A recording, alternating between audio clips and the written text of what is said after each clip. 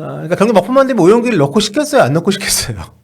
게다가 컵대회까지 포함을 하면 골 넣은 경기가 이제 9경기인데 오영규가 골 넣은 9경기에서 팀이 모두 전승입니다. 9경기에서 결승골이 4골이고 동점골이 1골이고 상당히 팀 승리에 직결되는 골들을 많이 넣고 있다는 것은 오영규 선수의 가치를 좀 더 높일 수 있는 그런 요소가 아닌가 생각이 되고요.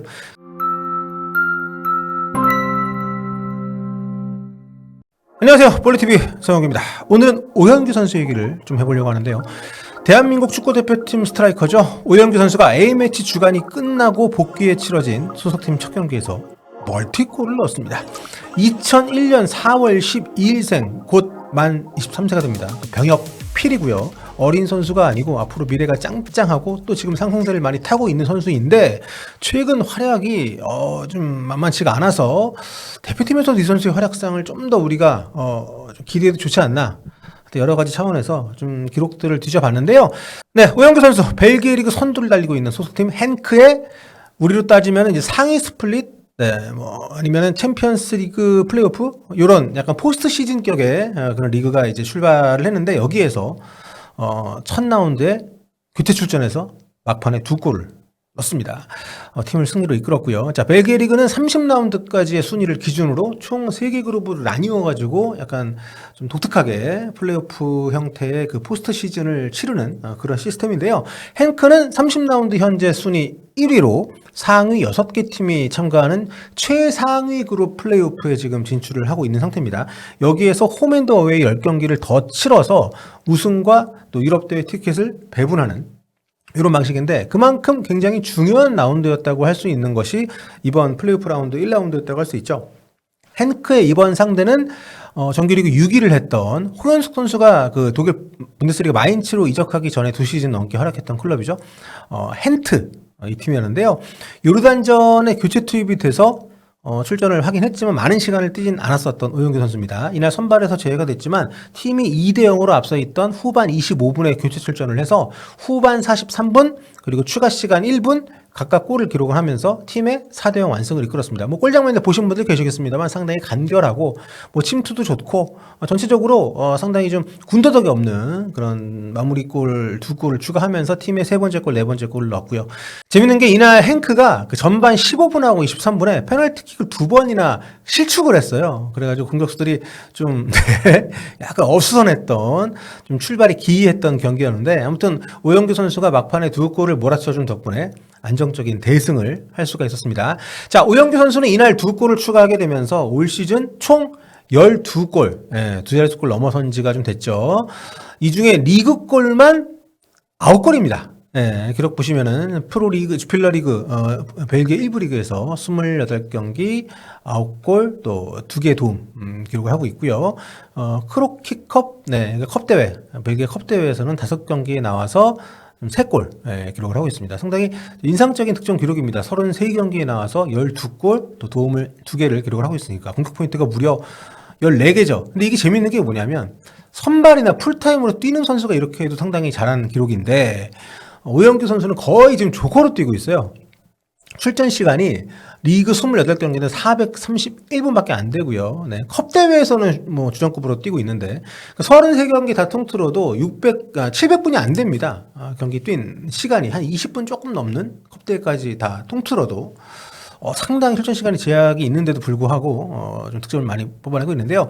아직 득점 랭킹에는 탑 10에는 뭐 들질 못하고 있습니다만 1위인 그 팀 동료인 아르크데오가 이제 17골이고 3위권이 14골이니까 좀 골 격차가 있긴 합니다만 뭐 출전 시간을 감안하면 엄청나죠. 90분당 득점 랭킹을 보면 완전히 이게 상황이 달라집니다. 지금 228분을 뛰면서 13골을 넣은 그 베니토 라만 선수가 원래 90분당 득점 랭킹에서 이 주전급 선수들 가운데서 1인데요. 이 선수가 이제 90분당 0.96골이에요. 그러니까 한 경기를 풀로 뛰면 한 골은 넣는다. 이 선수도 굉장히 좀 뛰어난 기록인데 자, 순위표 보겠습니다. 쫙 보시면 오영규 선수는 미쳤어요. 90분당 득점 순위에서 이 2위인 베니토 라만 선수보다 2배입니다. 거의 2배 수치. 90분당 1.88골. 90분 다 뛴다고 치면 멀티골 넣는다는 얘기죠. 430분 뛰고 리그 9골. 대단하죠.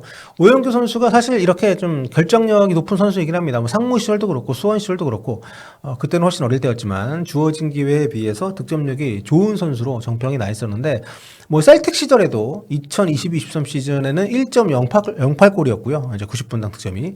그리고 2023-24 시즌에도 0.74골. 예. 아까 위에서 보여드렸던 그 벨기에 주필러리그 경기당 90분당 득점 순위에서 0.74골만 돼도 4위권이에요. 예. 굉장히 높은 경기당 득점률인데, 물론 셀틱 시절 같은 경우에 골 자체가 좀 적긴 했습니다. 2골, 5골 뭐 이렇게 났었으니까. 아주 유의미한 수치가 아닐 수 있지만, 출전 시간에 제약이 있었던 걸 감안하면 역으로 굉장히 인상적인 기록이다. 이렇게 볼 수 있는 거죠. 출전을 꾸준히 하지 않고 나가면 몸 풀릴만 하면 경기 끝나고 이러기 때문에 그 짧은 시간에 골을 넣는다는 것은 굉장히 쉬운 일이 아니잖아요.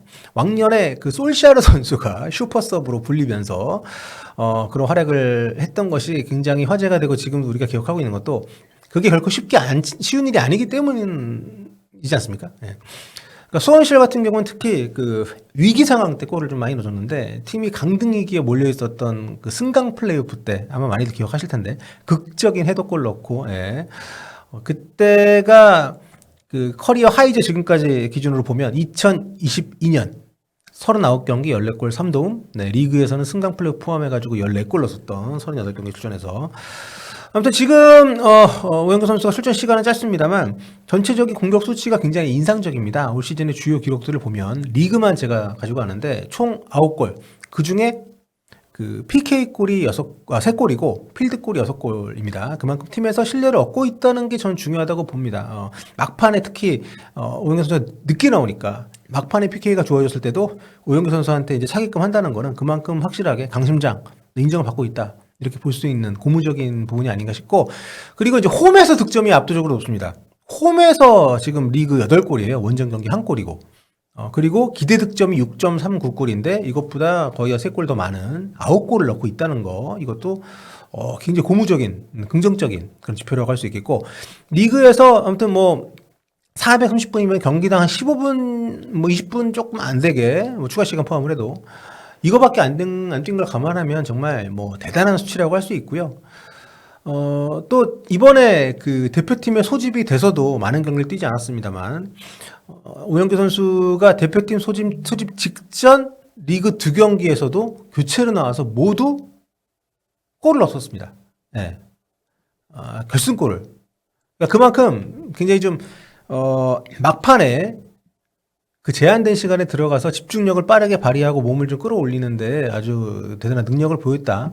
뭐 이렇게도 볼 수 있는 그런 지표인데 또 굉장히 좀 인상적인 기록인 것 같아요. 예, 막판에 들어가서 근데 아무튼 이번에도 A 대표팀 소집이 됐을 때는 기회를 충분히 얻지 못했습니다. 오만전에 후반 40분에 들어갔고 요르단전에는 후반 추가 시간에 들어갔고 거의 뭐 이거는 아무리 80분 이후에 골을 많이 넣고 있는 오영규 선수라 하더라도 대표팀에서 볼 수 있는 그런 어떤 그 시간 자체가 너무 적은 것도 사실이기 때문에 아무튼 리그에서 28경기 나왔는데 슈팅이 31개였고요. 그중에 절반 이상이 유슈팅, 또 그중에 절반 이상이 좀 골로 연결이 됐으니까 정말 고감도 골잡이다.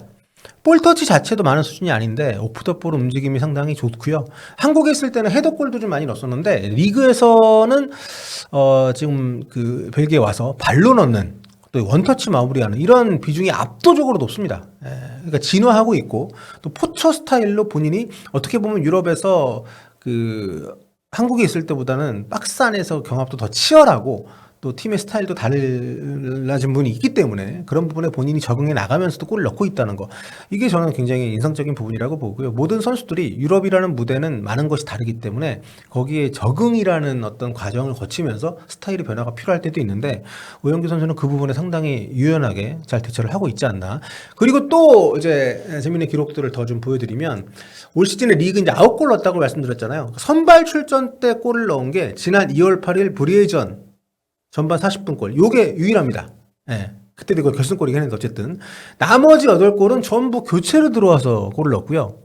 전반 75분 이후에 다 골이 들어갔습니다. 그러니까 75분 이후에 넣은 골이 8골이고 80분 이후에 넣은 골이 무려 7골입니다. 전체 9골 넣었는데. 그러니까 경기 막판만 되면 오영규를 넣고 싶겠어요? 안 넣고 싶겠어요? 게다가 컵대회까지 포함을 하면 골 넣은 경기가 이제 9경기인데 오영규가 골 넣은 9경기에서 팀이 모두 전승입니다. 9경기에서 결승골이 4골이고 동점골이 1골이고 나머지는 뭐 추가골이나 쐐기골이고 그러니까 상당히 팀 승리에 직결되는 골들을 많이 넣고 있다는 거는 오영규 선수의 가치를 좀 더 높일 수 있는 그런 요소가 아닌가 생각이 되고요. 그러니까 이렇다 보니까 저는 개인적으로 오영규 선수가 생각보다 빠르게 한 내년 다음 시즌 뭐 겨울이나 다음 시즌 끝나고 나서나 빅리그 진출도 가능하지 않을까 이런 정도의 결정력을 가진 선수들이 사실 흔치는 않거든요. 물론 지금 계속 교체로만 나오고 있기 때문에 좀 더 출전 시간 늘리는 그런 싸움을 본인이 해야겠습니다만 행크의 올 시즌 성적이 리그 선두를 달리고 있거든요. 그러니까 이게 굉장히 긍정적인 지표죠. 왜냐하면 챔피언스 리그나 유로파 리그에 다음 시즌에 나갈 수가 있으니까. 행크가 이제 정규리그 1위로 이미 그 유로파리그 2라운드 티켓은 확보를 해놓은 상태이기 때문에 그러니까 지금 분위기면 챔피언스리그 티켓도 가능하겠습니다만 빅리그 팀들에게 이런 득점력 또 움직임을 보여줄 수 있는 그런 굉장히 좋은 기회가 아닌가. UEFA 리그 랭킹을 쫙 보시면은 뭐 벨기에가 아주 높진 않습니다만 생각보다 그게 낮진 않아요. 잉글랜드, 이탈리아, 스페인, 독일, 프랑스 이렇게 빅5고 그 밑에 이제 네덜란드, 포르투갈, 벨기에가 8위입니다. 예, 보시면 뭐 그 전에 있던 스코틀랜드는 14위고 덴마크 16위, 뭐 세르비아 리그는 22위 뭐 이렇게 있어요. 그렇기 때문에 어떤 리그에서 뛰고 있느냐가 당연히 중요하지만 가급적이면 해당 리그에서 좀 센 팀, 그래서 이제 챔피언스 리그나 유로파 리그 같은 데 나와가지고 좀 역할을 할 수 있는 그게 굉장히 중요하다는 거죠. 근데 이런 상황에서 대표팀에서 오영규 선수의 결정력이 좀 더 많이 활용이 되면 좋겠다는 생각을 좀 많이 해보는데 주민규 선수가 뭐 나이도 있고 뭐 올 시즌 K리그에 정말 최고의 활약을 펼치고 있긴 합니다만 좀 이번 A매치 소집 때도 약간 부침이 좀 있었잖아요. 오영규 선수의 입지가 앞으로 점점 더 커질 거라는 생각은 드는데 그 시기가 생각보다 빠르게 올 필요도 있지 않나. 오영규 선수의 국가대표팀 기록을 좀 보시면은 이제 2022년 11월 달에 아이슬란드전에 데뷔를 했습니다. 당시 이제 후반 27분에 조규성 선수 대신에 이제 투입이 됐었고요. 현재 A매치 17경기를 뛰었는데 시간이 많진 않아요. 예, 선발 2경기밖에 없었고 2골 1도움을 넣긴 했습니다만 이 공격 포인트 기록이 보면 이제 아시안컵 본선에서 말레이시아전 때 1도움이 있었고요. 그리고 이번 그 북중미 월드컵 3차 예선 요르단 원정 갔을 때 또 이라크 원정 갔을 때 각각 한 골씩 기록을 한 바 있습니다. 사실 대표팀에서의 그 득점 역시도 어떻게 보면 오영규 선수가 선발보다는 다 이제 교체로 들어와서 이제 골을 넣었었는데요.